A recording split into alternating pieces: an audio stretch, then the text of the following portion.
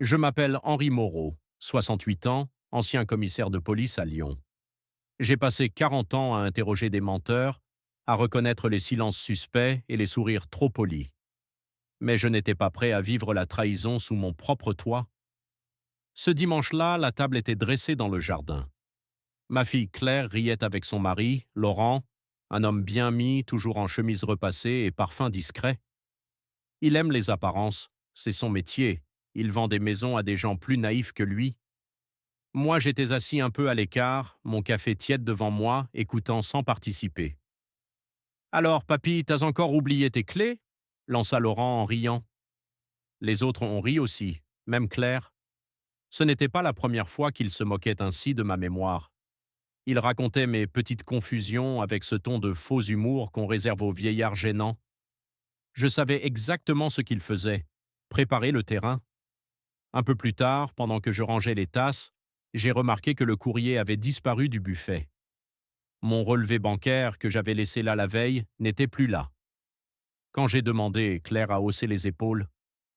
Laurent s'en occupe, papa. C'est plus simple. Plus simple pour qui? J'ai gardé la question pour moi. Le soir, j'ai voulu payer le boulanger avec ma carte. Paiement refusé. J'ai cru à une erreur. Mais non, le lendemain encore. À la banque, la guichetière m'a regardé avec un sourire gêné. Votre fils a déposé un mandat de gestion, monsieur Moreau. C'est lui qui s'occupe de vos comptes désormais. J'ai senti le sang me monter à la tête. Je n'ai rien signé, pensai-je. Pas consciemment, en tout cas. En rentrant, Laurent m'attendait sur la terrasse, son éternel sourire aux lèvres. Papa, il ne faut pas t'inquiéter, on veut juste t'aider. M'aider à quoi? À éviter les erreurs. Tu sais, à ton âge, tout va vite. J'ai regardé cet homme, 30 ans de moins que moi, parler comme s'il me rendait service. Je n'ai rien répondu. Dans ma carrière, j'ai appris qu'un silence vaut parfois un interrogatoire entier. Ce soir-là, je me suis assis dans ma chambre. Sur la commode, une photo de ma femme, Élise, prise à Annecy l'été avant sa mort. Je lui ai parlé comme autrefois. Tu verrais ton gendre, Élise. Il rit de moi devant tout le monde. Il croit que je ne comprends plus rien. Il veut la maison, sûrement. Et il va la voir, si je reste silencieux. Mais je n'étais pas encore prêt à me battre. Pas encore. Les jours suivants, les petites humiliations se sont multipliées. Ma fille vérifiait si j'avais bien pris mes médicaments. Laurent expliquait à nos voisins que papa perd un peu la tête. Un soir, il a raconté devant Claire.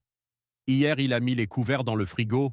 Mensonge, bien sûr, mais les rires ont fusé et j'ai senti cette chaleur de honte monter dans ma gorge. J'ai fait semblant de rire aussi, parce qu'un homme qui rit semble inoffensif, et c'est exactement ce dont j'avais besoin, passer pour inoffensif. Un matin, j'ai entendu Laurent parler au téléphone dans le couloir. Sa voix était basse mais claire. Oui, il est presque prêt à signer. Je te rappelle dès que j'ai le document. Le document. J'ai compris que le piège était déjà en marche. Ce soir-là, j'ai ouvert mon vieux carnet de service, celui où je notais autrefois les interrogatoires. Page blanche, j'ai écrit la date. Puis, observation. Laurent D. semble vouloir obtenir ma signature sur un acte. But probable, transfert de propriété. Méthode, manipulation psychologique. Le réflexe de policier revenait tout seul. À la retraite, oui, mais pas effacé. Je me suis juré de ne rien précipiter. Laisser le piège se refermer, mais sur lui. Le lendemain, j'ai glissé un petit dictaphone dans la poche intérieure de ma veste. C'était un vieux modèle, encore bon. Je me suis regardé dans le miroir et j'ai murmuré « Très bien, Laurent, joue ton rôle. Moi, je jouerai le mien. » Les jours ont commencé à se ressembler. Claire passait en coup de vent, déposait des courses, repartait aussitôt. Laurent, lui, s'installait de plus en plus dans la maison, comme s'il en était le maître. Il répondait au téléphone à ma place, triait le courrier, donnait des ordres au jardinier. Petit à petit, je devenais un invité chez moi. Un après-midi, il m'a tendu un dossier bleu. C'est juste pour actualiser ton dossier de santé, rien d'important. Je l'ai ouvert, jargon administratif, logo de compagnie d'assurance. Mais quelque chose m'a frappé, une phrase en bas de page. Autorisation de représentation permanente. Je n'ai rien signé, bien sûr. J'ai simplement dit « Je préfère le lire tranquillement ce soir ». Il a souri, Un sourire froid. Comme tu veux, papa. Mais ne tarde pas trop, c'est urgent. Ce mot-là, urgent, je l'ai entendu 1000 fois dans ma carrière. C'est le mot des manipulateurs pressés. Ce soir-là, j'ai rangé le dossier dans mon tiroir et noté chaque mot sur une feuille. Puis j'ai appelé un ancien collègue, le maître, aujourd'hui à la retraite comme moi.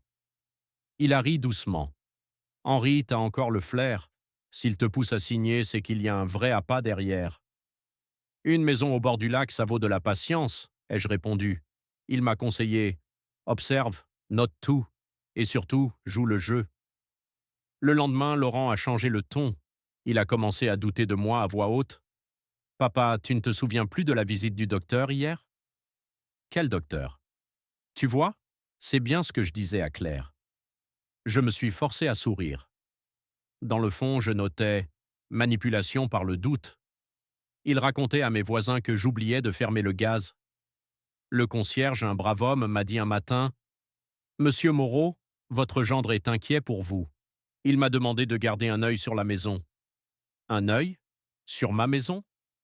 J'ai hoché la tête sans rien dire, mais ce jour-là, j'ai compris. Il préparait une mise sous tutelle. Et pour ça, il faut d'abord isoler la victime. Petit à petit, les appels se sont raréfiés. Mon vieux copain du club de tir ne répondait plus. Claire annulait nos déjeuners parce que Laurent devait travailler.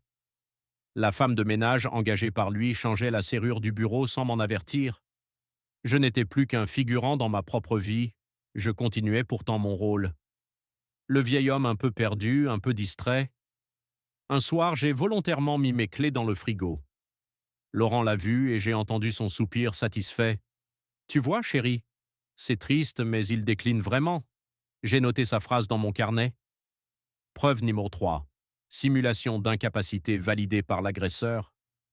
Je ne dormais plus très bien. Chaque bruit de pas dans le couloir me réveillait. Je me demandais jusqu'où il irait.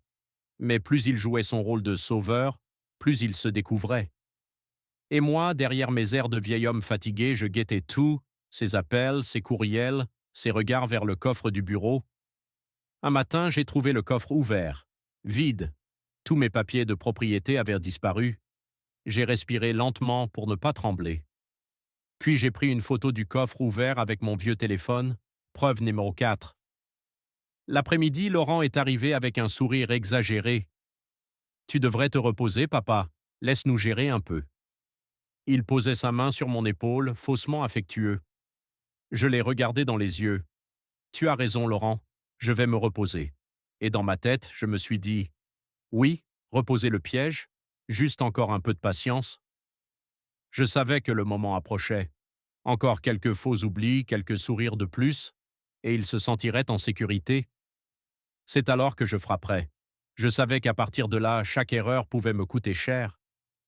Mais j'avais passé ma vie à flairer les pièges, et cette fois, c'était moi qui allais en tendre un. Un matin, j'ai sorti du grenier une vieille mallette en cuir. Dedans, un reste de mon passé.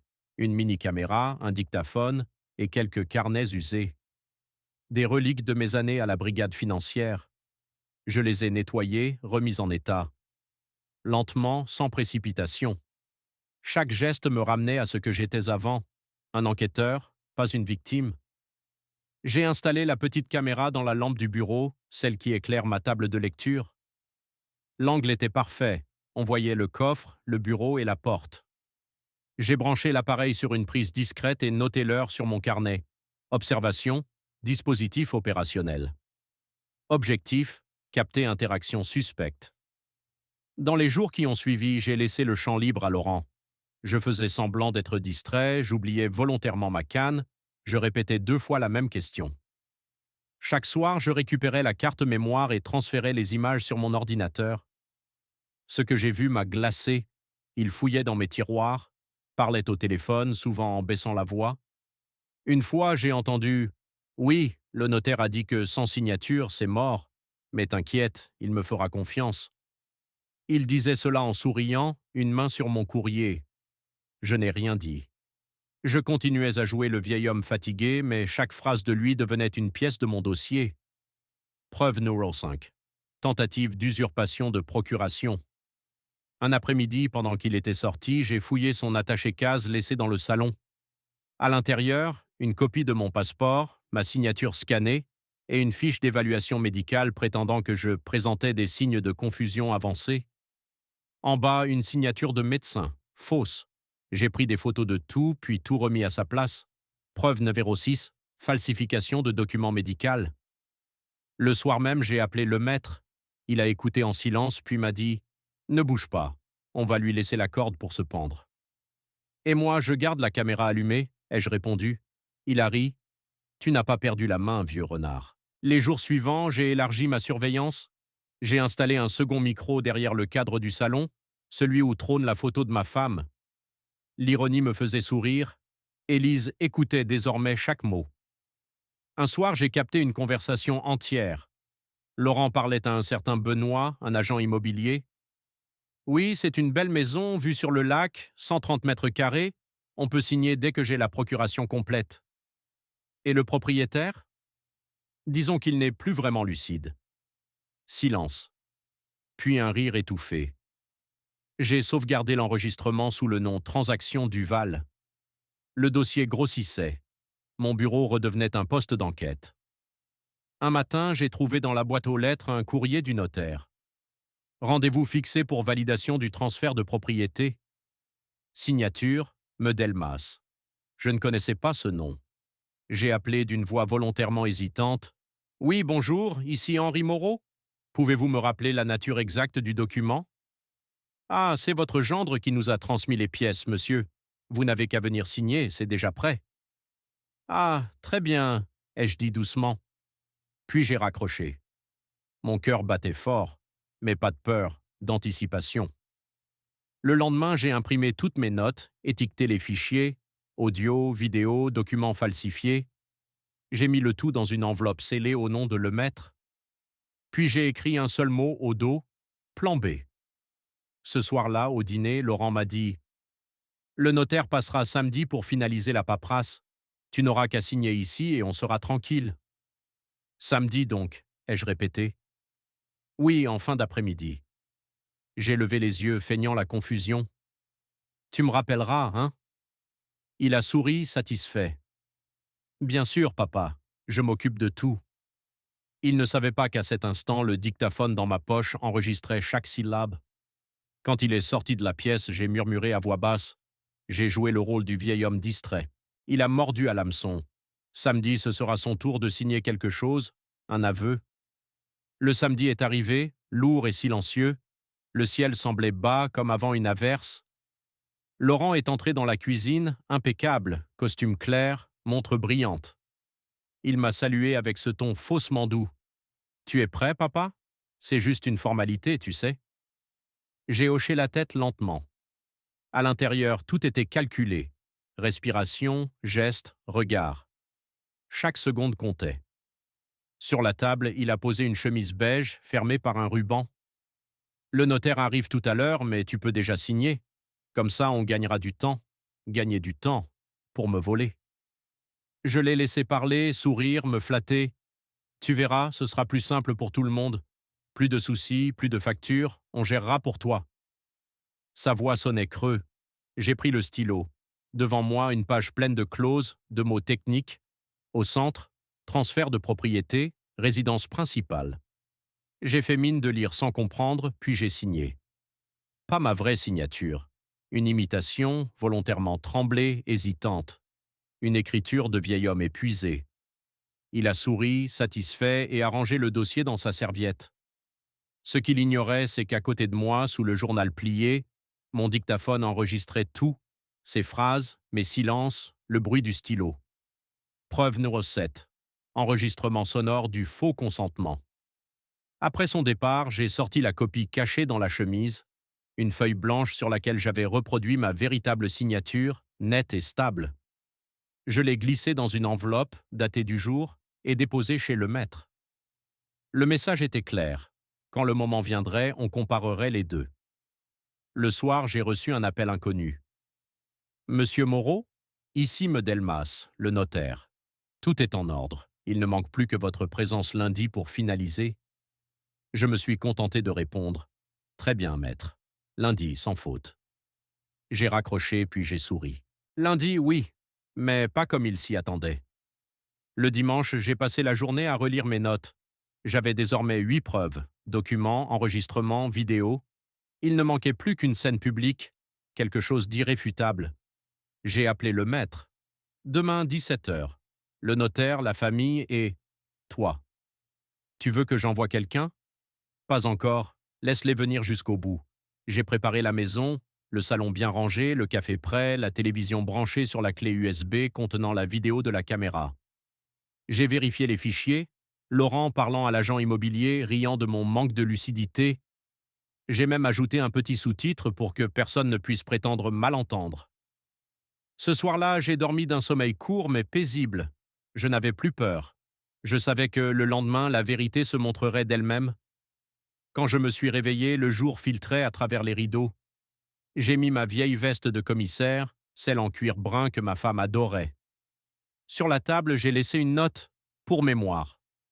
Aujourd'hui, la justice aura bon goût. Lundi, fin d'après-midi. Le ciel se teinte d'orange au-dessus du lac, comme si le jour lui-même retenait son souffle. J'ai préparé la table du salon, café chaud, biscuits, dossier bien en vue. La télévision discrète, reliée à la clé USB, attendait le signal. À l'heure prévue, la porte s'est ouverte. Laurent entra le premier, suivi de Claire et du notaire, maître Delmas, un homme aux lunettes épaisses, poli mais pressé. Bonjour, monsieur Moreau. Je suis ici pour finaliser la transmission du bien. Je l'ai salué posément. Oui, j'attendais ce moment. Laurent s'est avancé, sûr de lui. Allez, papa, signe juste ici et tout sera réglé. Il posa le stylo devant moi, la main déjà tendue. Je l'ai regardé longuement, puis j'ai dit « Avant de signer, j'aimerais qu'on regarde quelque chose. » Il fronça les sourcils. « Papa, ce n'est pas le moment pour tes histoires. Justement, c'est le moment parfait. » J'ai pris la télécommande, appuyé sur lecture.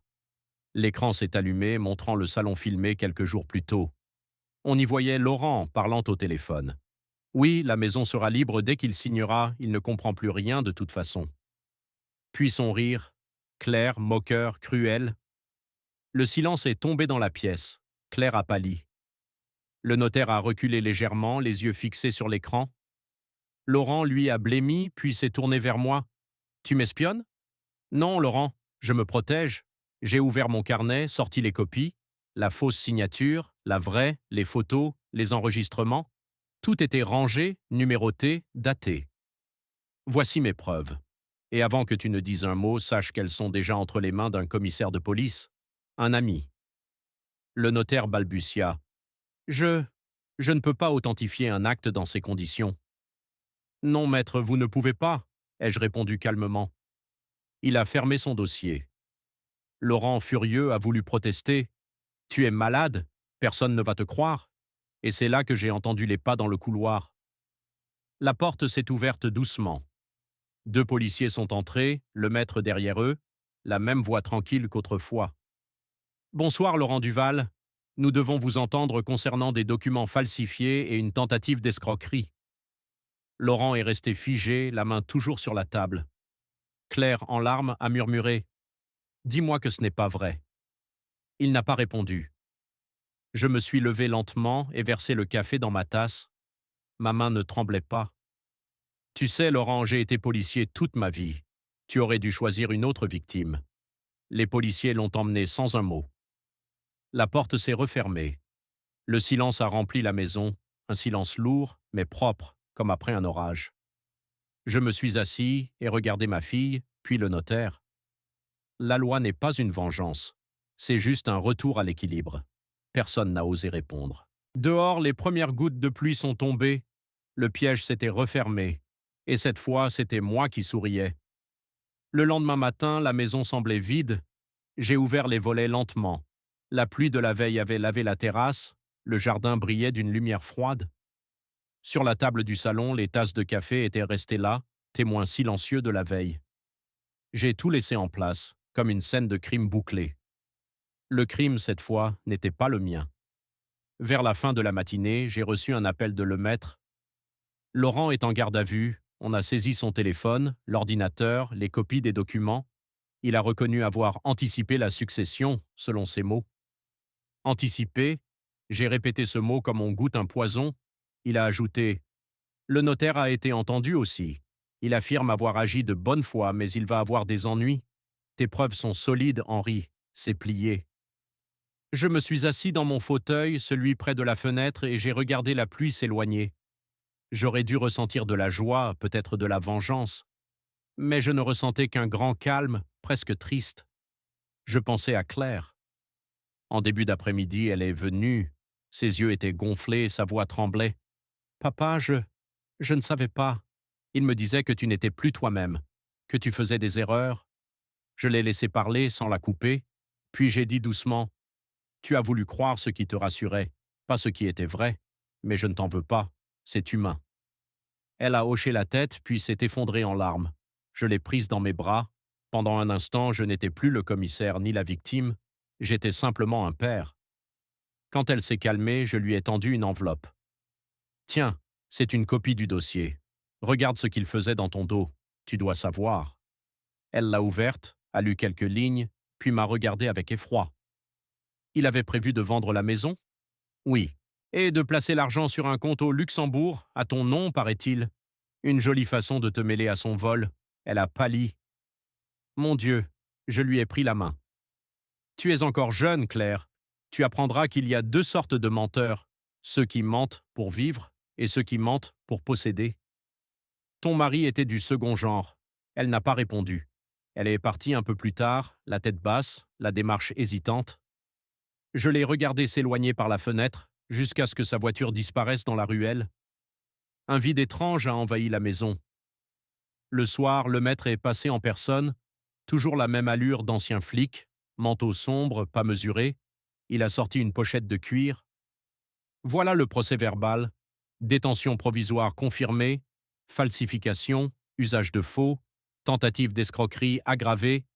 Il risque plusieurs années. Je l'ai remercié, sans triomphe. Et toi, tu vas bien?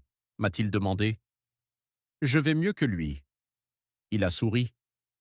Tu sais, j'ai vu beaucoup de dossiers dans ma vie, mais rarement un aussi propre. T'as mené ça comme à l'époque.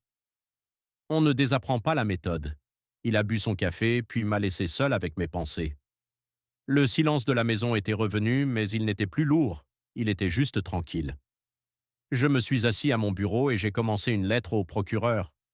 Je voulais qu'il sache exactement comment les choses s'étaient déroulées, pas pour punir davantage, mais pour rétablir la vérité.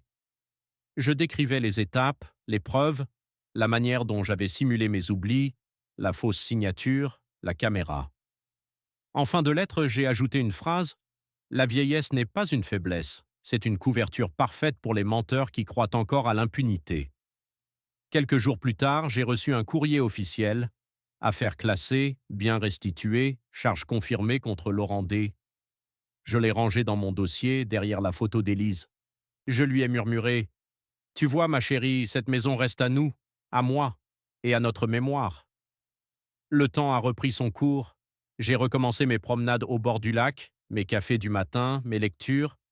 Les voisins me saluaient avec respect.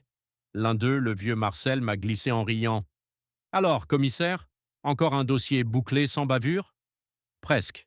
Celui-là, c'était personnel. La presse locale en a parlé brièvement. Un ancien policier déjoue une escroquerie familiale à Annecy.